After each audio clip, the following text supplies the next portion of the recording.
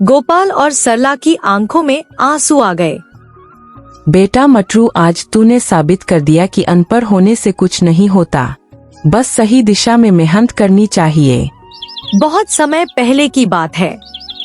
राजपुर नाम का एक खूबसूरत गांव था। उस गांव के लोग बड़े ही मेहनती और सच्चे थे।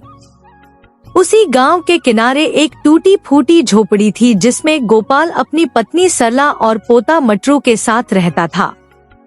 जब मटरू 5 वर्ष का था तभी उसके माता पिता गुजर गए थे, इसलिए वह पढ़ लिख ना सका। एक रात गांव में सन्नाटा पसरा हुआ था। झोपड़ी के कोने में एक लालटेन जल रहा था। अजी, मुझे तो लगता है अब हमें अपनी दोनों बकरियों सुमन और चारू को बेच देना चाहिए। अब आपकी तबीयत भी ठीक नहीं रहती, भला उनका ध्यान कौन रखेगा? अरे सरला, हमारा मटरू अब बड़ा और समझदार हो गया है। वो सुमन और चारू का ध्यान अच्छे से रख सकता है। क्यों मटरू, रख लोगे ना बेटा? अपने दादा गोपाल की बात सुनकर मटरू बोला, बाबा आप दोनों चिंता मत करिए, मैं अपनी सुमन और चारू का पूरा ध्यान रखूंगा। आप दोनों अब सो जाइए। इतना कहकर मटरू सोने चला जाता है। तभी सरला ने दुखी स्वर में कहा, अजी, आपको सुमन और चारू की जिम्मेदारी मटरू को नहीं देनी चाहिए थी। उस बेचारे की उम्र तो अभी खेलने कूदने और स्कूल जाने की है, और हम उसके नन्हे कंधों पर जिम्मेदारियों का बोझ लाद रहे हैं। मैं और क्या करूं सरला, हमारी गरीबी ने मटरू के हाथ से कलम छीन ली। मैं नहीं चाहता कि वह आवारा घूमे। यह दुनिया बहुत जालिम है। किसी ने उसे कुछ उल्टा सीधा बोल दिया तो उस मासूम के दिल पर क्या बीतेगी। कम से कम काम में व्यस्त रहेगा तो इन सब से दूर रहेगा। जब भी मैं उसके हम उम्र बच्चों को स्कूल जाते देखती हूँ तो मेरा कलेजा फट जाता है। न जाने भगवान ने हमारे मटरू के नसीब में इतने दुख क्यों लिखे। पहले माँ बाप को छीना और अब उसकी खुशियाँ। सरला, मुझे डर लगता है कि कहीं मटरू हमें गलत ना समझे। अपने बूढ़े दादा और दादी की बात मटरू चुपचाप सुन रहा था। उसकी आंखों से आंसू बह रहे थे, लेकिन उसने सिसकी तक नहीं ली। उसने अपने होंठ भींच लिए ताकि रोने की आवाज बाहर ना आए। उस पूरी रात मटरू सो ना सका और सोचते ही सोचते सुबह हो गई। मटरू अपने बिस्तर से उठा और बाहर आकर अपने दादा दादी को प्रणाम किया। सुप्रभात बाबा, सुप्रभात दादी। उठ गया मटरू बेटा? मुझे तो लगा कल तू पूरी रात सोया ही नहीं। नहीं बाबा, कल तो मैं बहुत थक गया था। मुझे तो खाट पर लेटते ही नींद आ गई। बेटा मटरू, जाकर हाथ मुंह धो ले और हमारे साथ नाश्ता करने बैठ जा।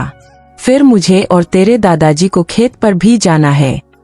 ठीक है दादी, मैं अभी फ्रेश होकर आया। फिर मटरू फ्रेश होने चला जाता है। फ्रेश होकर उसने अपने दादा दादी के साथ बैठकर नाश्ता किया। नाश्ता करने के बाद गोपाल और सरला अपने खेत पर चले जाते हैं। दरअसल गोपाल के पास थोड़ी सी जमीन थी जिस पर खेती करके वो अपने परिवार का गुजर बसर करता था। उधर मटरू नहा धोकर पास के मंदिर में प्रार्थना करने जाता है। हे भगवान, मैंने तुझसे कभी पैसा, सोना, चांदी नहीं मांगा। बस तुझसे यही प्रार्थना करता हूँ कि मेरे दादा दादी को लंबी उम्र देना, क्योंकि तू तो जानता है उनके सिवा मेरा इस दुनिया में कोई नहीं।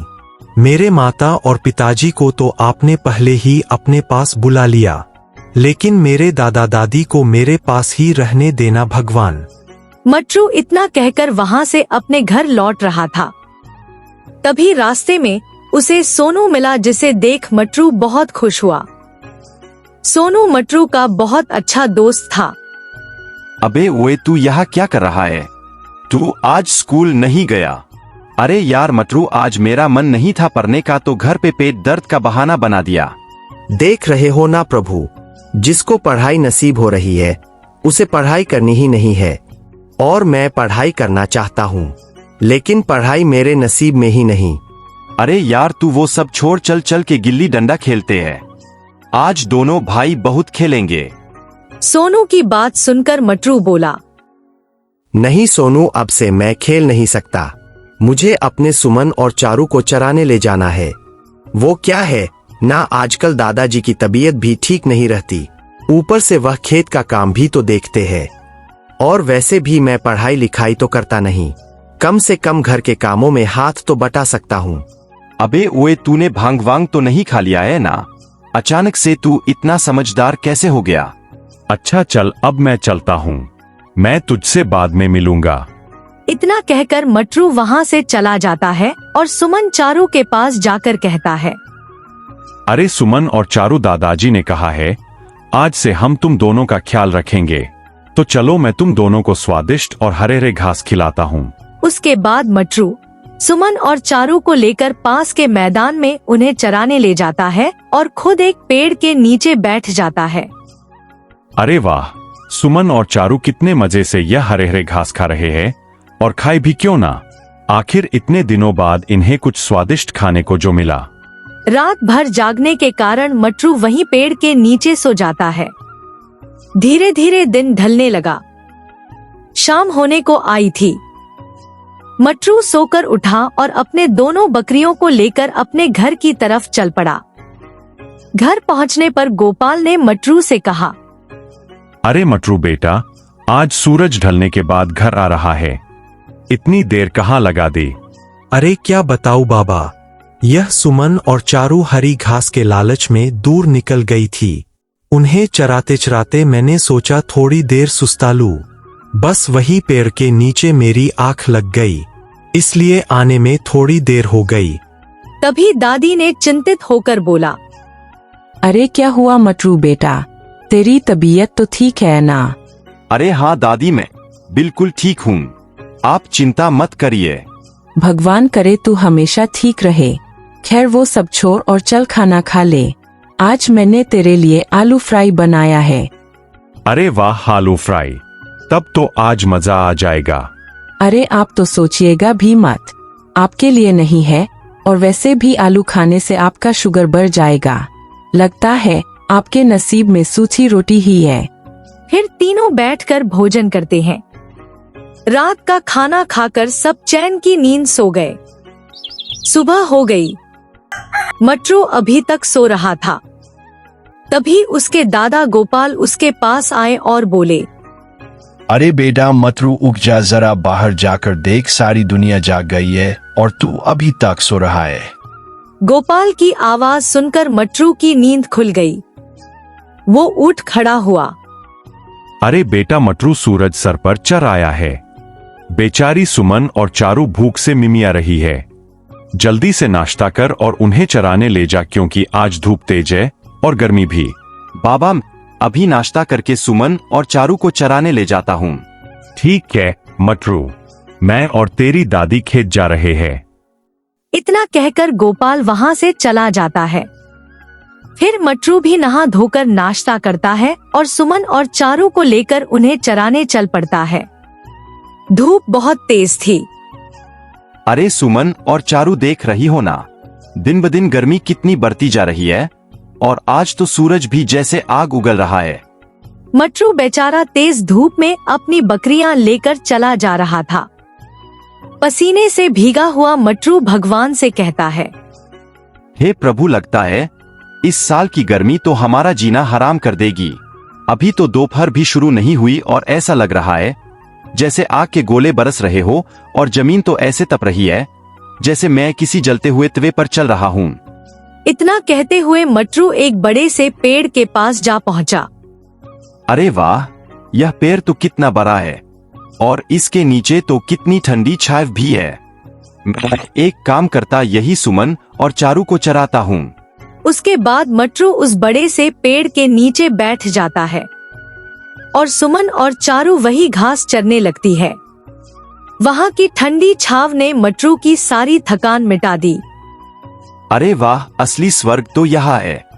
इस मखमल जैसी ठंडी छांव ने तो मेरी सारी थकान मिटा दी, और यहाँ बैठकर तो गर्मी का बिल्कुल पता ही नहीं चल रहा।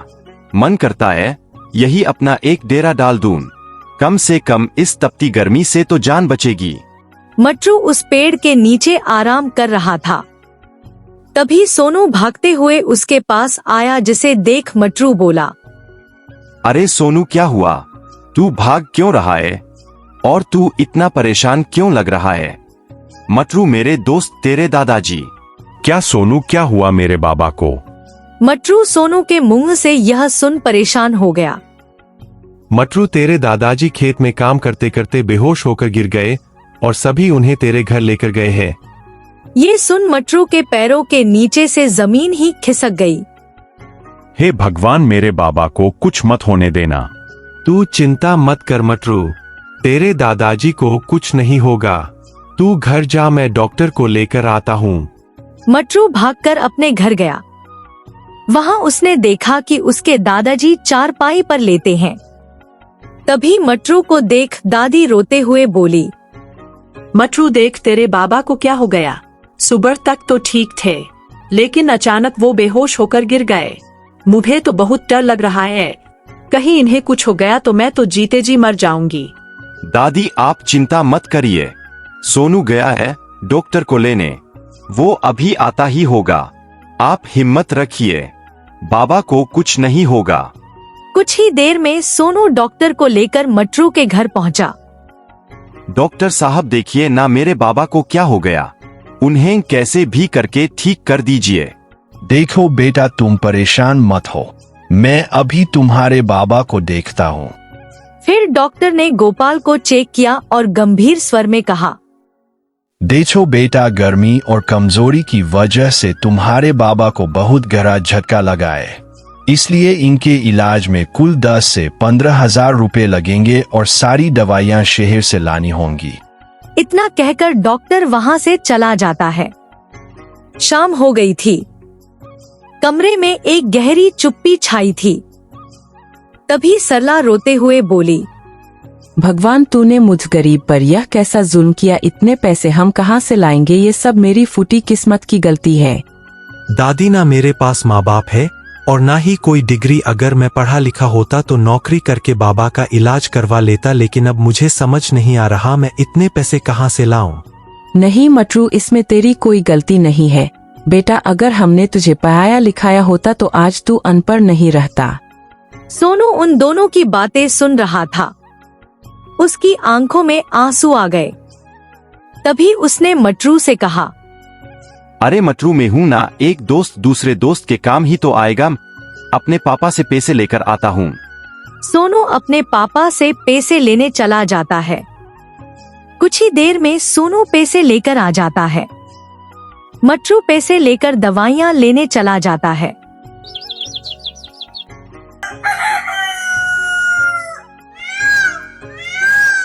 कुछ ही दिनों में मटरू के दादाजी ठीक हो गए। सोनू मेरे भाई, आज तू ना होता तो मेरे दादाजी मेरे साथ नहीं होते। सोनू मेरे भाई, यह तेरा एहसान कभी नहीं भूलूंगा। जल्दी में पैसे लौटा दूंगा।